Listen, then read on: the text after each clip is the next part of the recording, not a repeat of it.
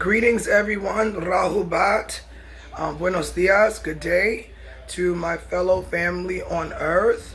I'm just basically, touching bases. Yesterday I was, you know, just in here and, talking with God and, going through what I go through on a daily basis. It's just preparation, maintenance, and making sure, as God told me, that I'm ready for any and everything. That's what the preparation of my interaction with God was, to make sure that we are ready in every regard, to never, get too lackadaisical, that if God says move, move. So anything that you are attached to, your family, your place where you live, if you're lazy, you need a car to get here and there, similar to what happened during the World Trade bombing recently in 2001, right?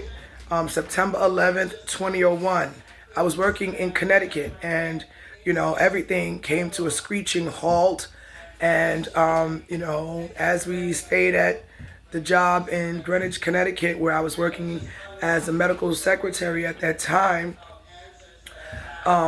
we had to wait. And then eventually, we kind of linked up, and I had to feel it out to see if I could trust somebody, because the Metro North train, it started working, but it was not what I wanted to take to get home. So someone gave me a ride to the Bronx. But the thing is, what I'm trying to say is, be ready for anything. Do not allow, right, your life to be dictated by complacency. Get your birth certificate, get your social security and your IDs, and pack a little bag of essential items, especially main important papers. I remember seeing on the news years ago, this may extend over 3 minutes a little bit. It's now 2 minutes and 4 seconds.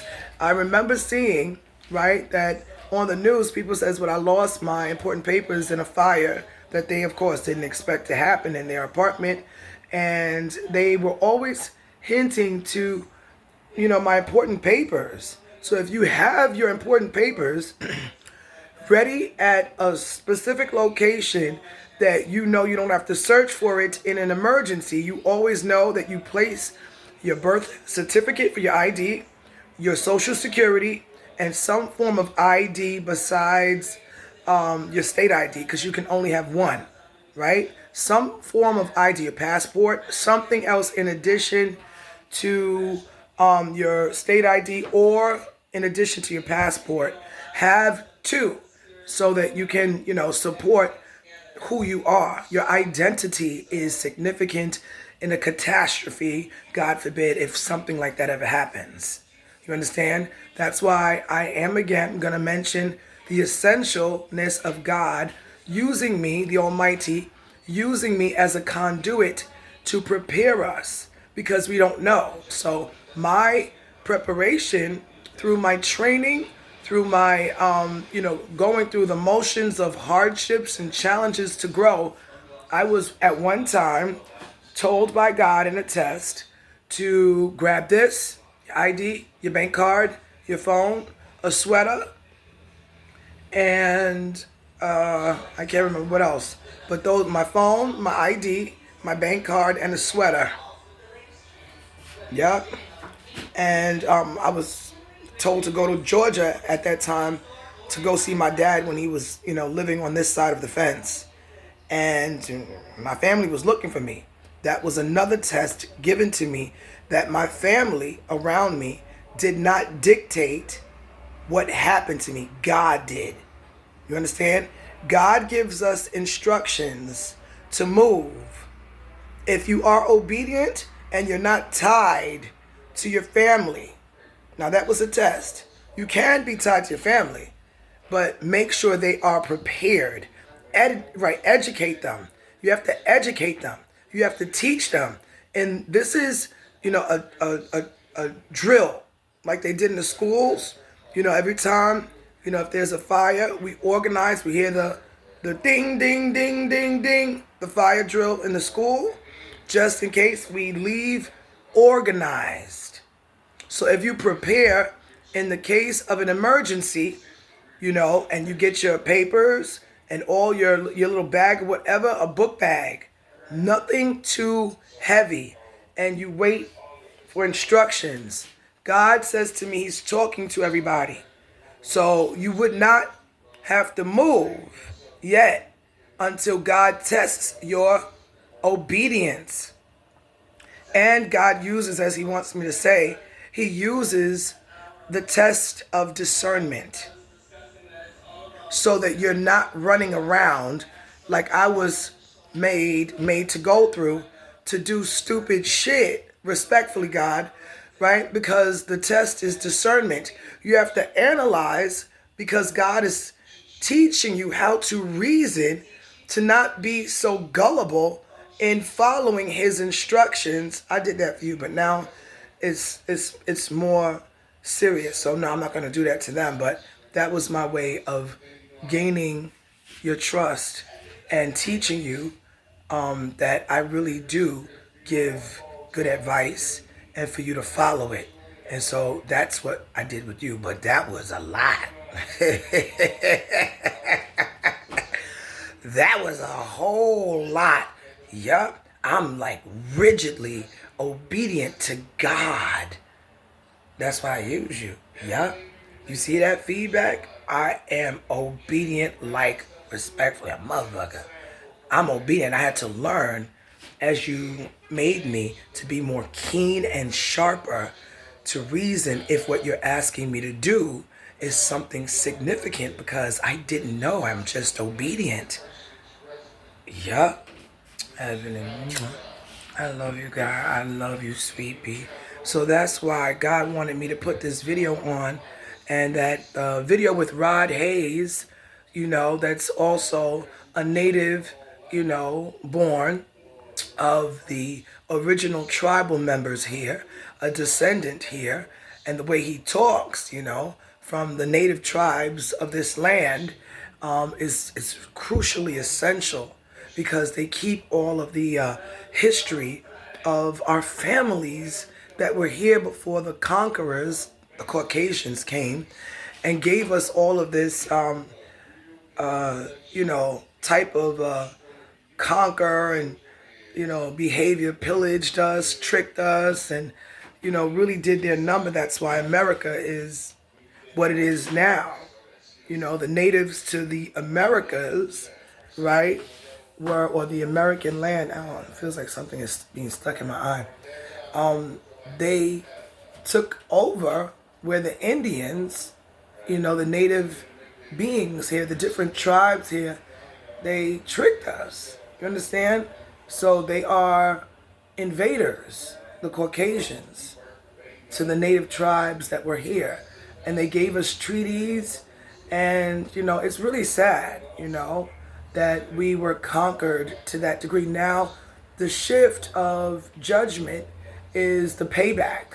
It's the place in time now that God is giving back the karma that's slowly happening with taste.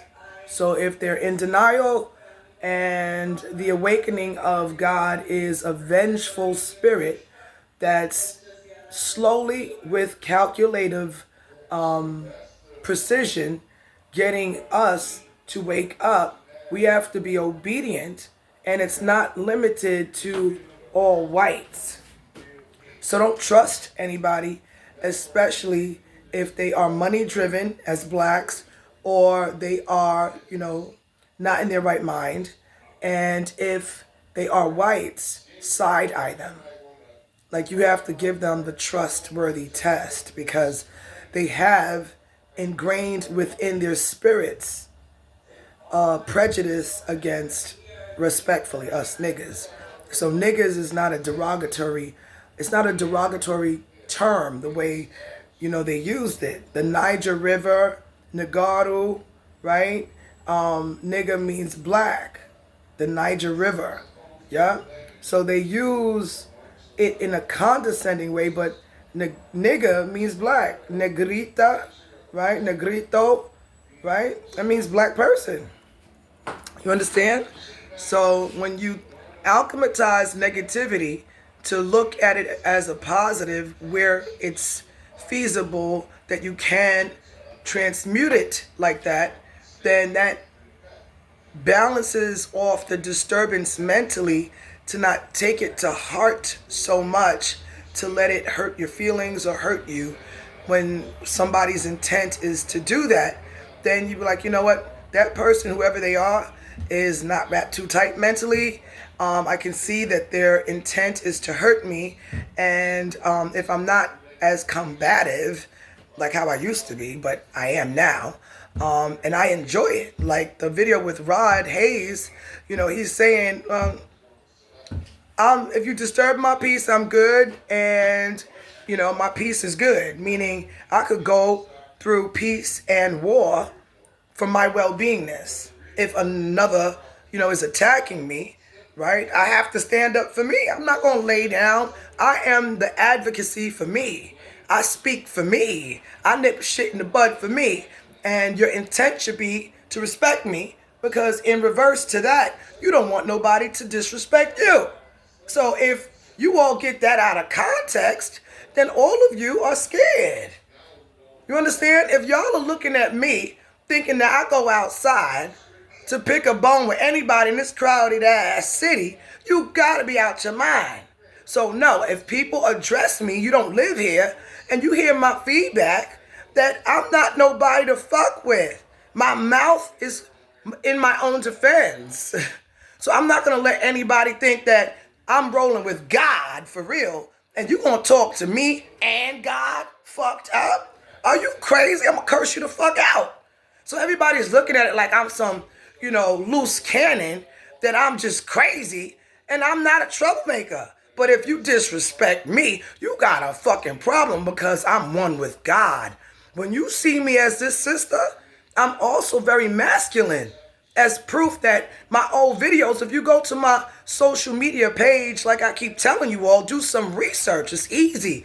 Scout through my page. I don't have that many influx of pictures. And look at my old demeanor. Look at my face and shit. You understand what I'm saying? Why would I want to be a man so much if I'm comfortable as a female? That's proof that God is operating through me. You understand? Because I'm more feminine. I keep telling God, and I see these videos of these sisters all brolicked out. I'm like, don't turn me into no man like that. I want to still be a female. Okay? I'm real masculine right now. Yeah? To honor God's presence. So when you see this daughter, you see the motherfucking father. One with me. That's not limited to a male. You see the son, you see the father. When you see this daughter, you see the heavenly Father activated fully in my flesh, in my soul and spirit. Y'all have a blessed day. Me and the Most High loves you. You have to have a spiritual, mature mind to roll with God. He don't want no knuckleheads.